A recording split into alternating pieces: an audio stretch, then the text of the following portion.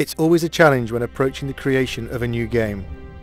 There is pressure to do something different, to lead the way, to deliver even better characters, environments and stories. Over the years with Tomb Raider, each adventure has broken new ground and taken the player to even more exotic locations and arenas. And now onto a new arena, the next generation console.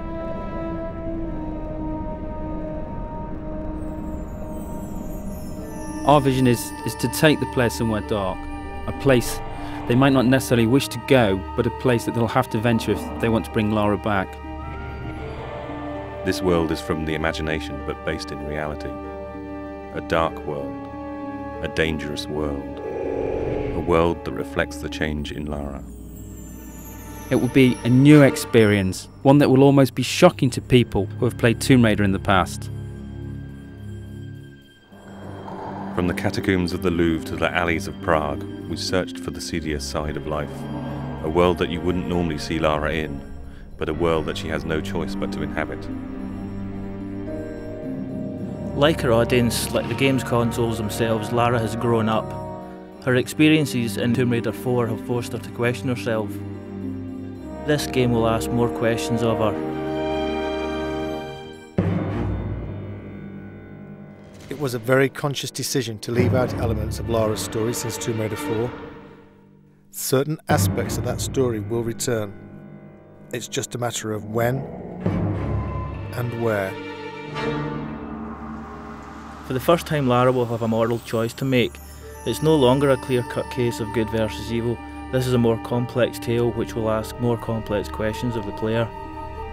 The player controls how the story develops much more than in previous Tomb Raiders.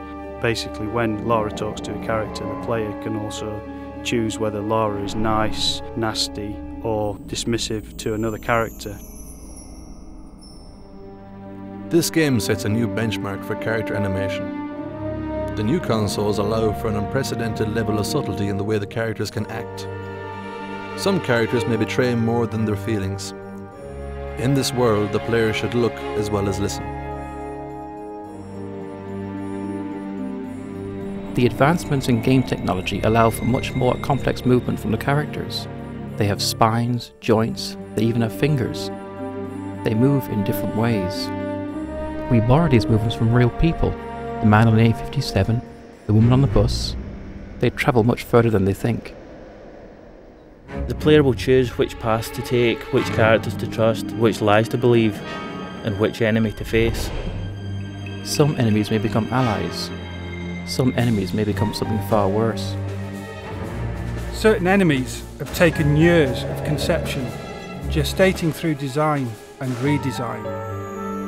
I am the first to see them born, the first to guide them through the early stages, their first steps, their first kills, until they are finally unleashed upon the world.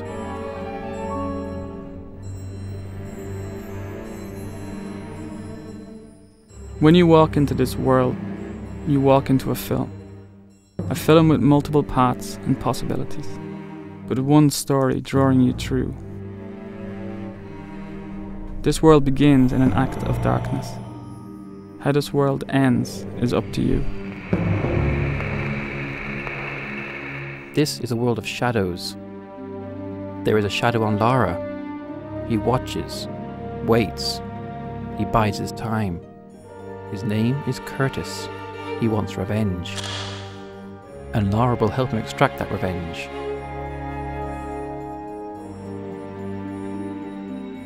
For the first time, there is another playable character in Tomb Raider. A character whose abilities combine the supernatural with the superhuman.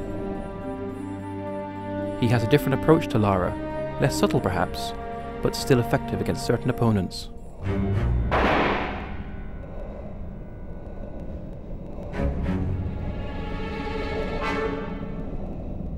It's a much more intelligent game for the enemies as well as Lara.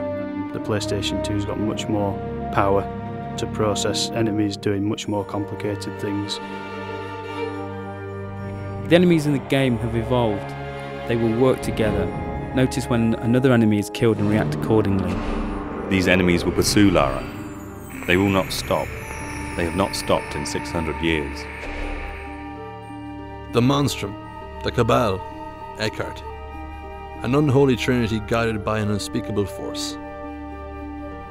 Their origins lie in the annals of alchemy, not in its purported search for the secrets of gold, but in its real search for the secrets of the atom. If you control the atom, you can control life. You can create life, and you can steal life from others.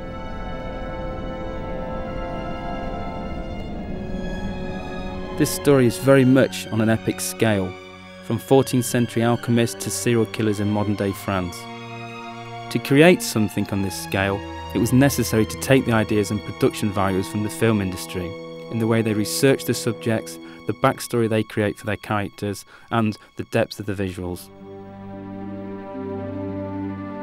This level of production requires a total consistency of purpose. Every aspect of the game has to be in keeping with the overall concept. Every person working on the game knows that they are working on an epic, and everything they do has to reflect that, from concept to completion. For the music to match the scale of the production, we decided to use the same process that major film studios use. In this case, the London Symphony Orchestra.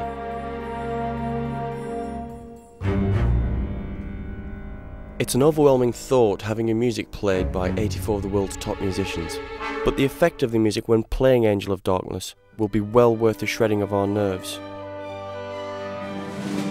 On the day of the recording, we are in the good hands of Abbey Road Studios and David Snell, the conductor. In a sense, he visualises the music and translates it to the ears. We wanted the music to be ever present, draw you into the world without you noticing. Part of the style of this game is that all the elements work together, bide their time, wait for the moments when they are needed. At core, we had a very clear vision of where we wanted to go. We wanted to take the Lara we all knew and put it into a game, a situation that no one knows. Tomb Raider has always set the benchmark for games. This game will be no different. Some may see elements of various filmmakers, such as Luc Besson, David Fincher. Some may see elements of various artists, Grunwald, Bosch. All will see something they haven't seen before. When we wrote this story, we wrote a book. This game is only the first few chapters of that book. This game opens a lot of doors and only closes a few of them.